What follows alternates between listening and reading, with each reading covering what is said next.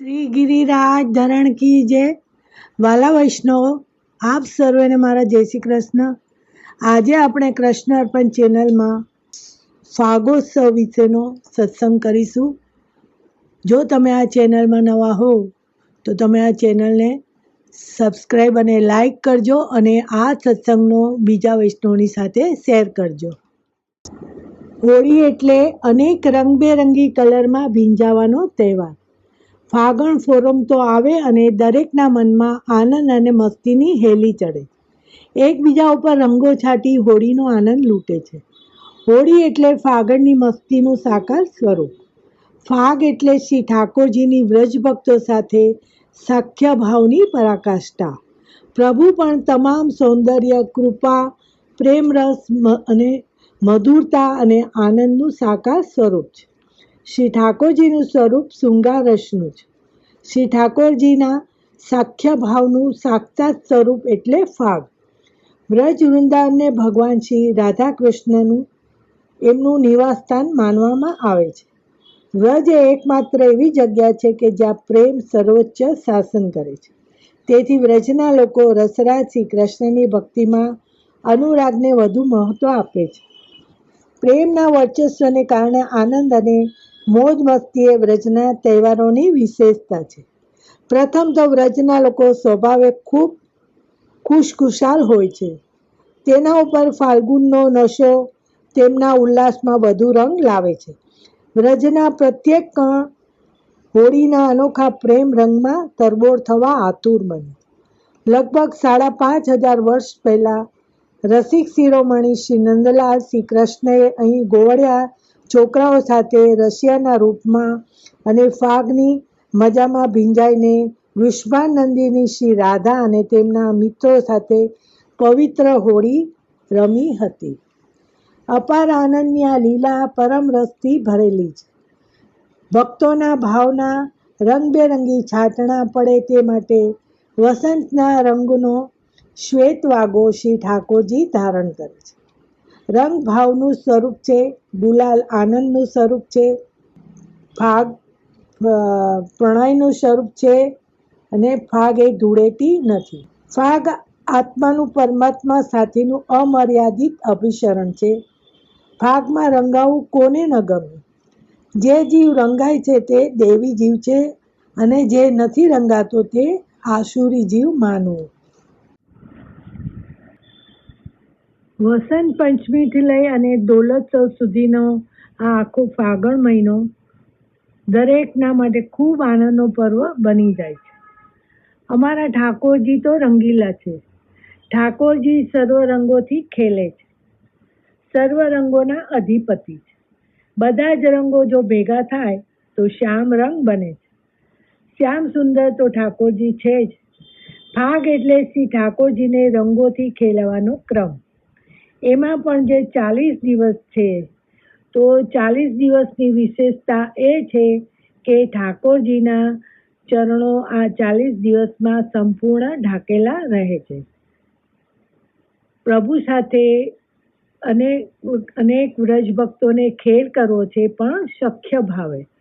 એટલે પ્રભુ પણ પોતાનું સ્વામીપણું છોડી અને સેવક એટલે કે વ્રજ ભક્તો સાથે હોળી ખેલ ખેલે છે. તો જ પ્રભુને સખ્ય ભાવથી હોળી ખેલવાનો આનંદ પ્રભુને મળી શકે છે. માટે પ્રભુ પણ પોતાનું સ્વામીપણું આ 40 દિવસમાં છોડી દે છે. હવે આ પણ 40 દિવસ છે એ પણ 10-10 દિવસોમાં વિભાજિત કર્યા છે. એટલે કે પ્રારંભ હોળી ખેલનો થાય તો સૂક્ષ્મતાથી થાય છે. એટલે પ્રારંભથી થઈ અને પ્રબળતા સુધીનો છે અને ચપટીથી શરૂ થઈ ખોબા સુધી પહોંચી જાય. સૂક્ષ્મતાથી અતિશય ગાઢતા સુધી આ 10-10 દિવસ છે એ સાત્વિક, રાજસ, તામસ અને નિર્ગુણ ભક્તોના અનુરૂપ છે. 4 વિવિધ લીલાસ્થલીમાં પ્રભુની હોળી ખેલ થાય છે. આમાં ભગવાને ભક્ત સાથે પ્રેમ કરવાની રીત શીખવાડી છે. કામદેવે એકવાર ભગવાનને ચેલેન્જ આપી કે પ્રેમ કરવો હોય તો વાસના રહિત થઈ જ ન શકે. પણ એટલે ભગવાને સામી ચેલેન્જ આપી કે મારું નામ કૃષ્ણ છે, જે કોઈ ન કરી શકે તે હું કરું.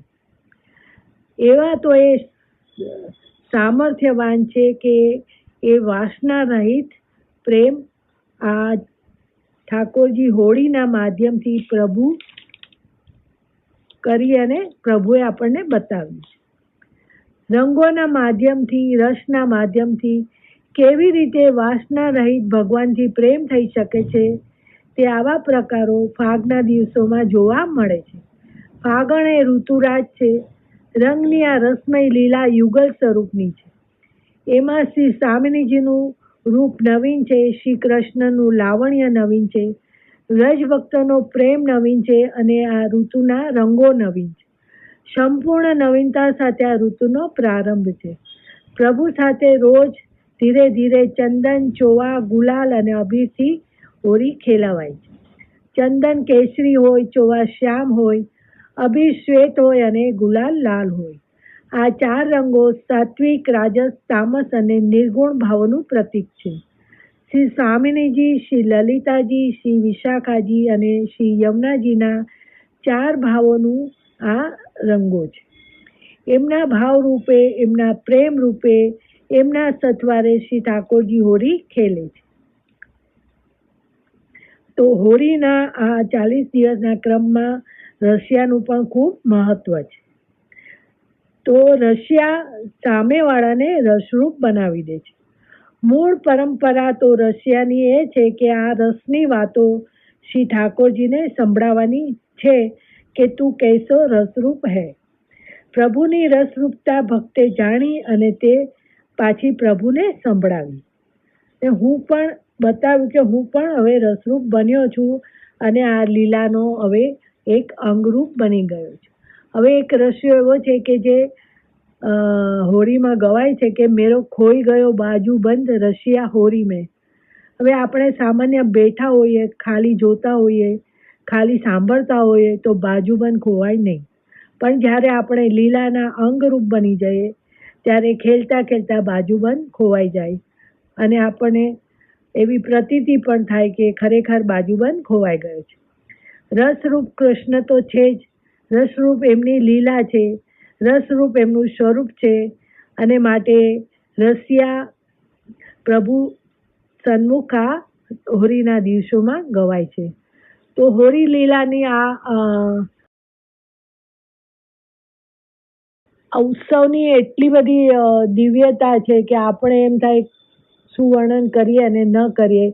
તો આ બધું ભગવદીઓના શ્રી મુખેથી વર્ણન સાંભળેલું, અમુક વાંચન કરેલું, તો આ બધો જ રસથાળ હું આ સમગ્ર વૈષ્ણવની સાથે શેર કરવા માગું છું.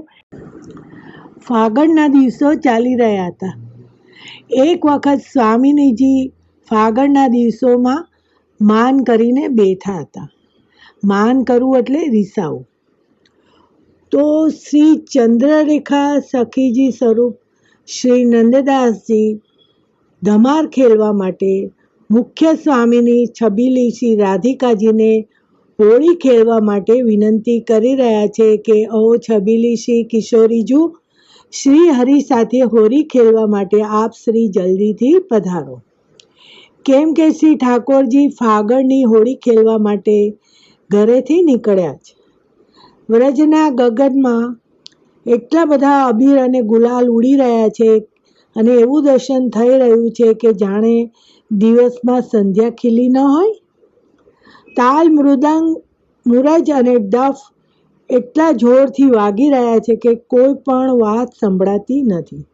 અરે શ્રી ઠાકોરજીની સાથે એમના ગ્વાલ બાલ એટલા બધા આનંદમાં ડૂબેલા છે અને એવી શોભા દઈ રહ્યા છે કે માનો કામદેવની બારાત ચાલી આવી રહી ન હોય.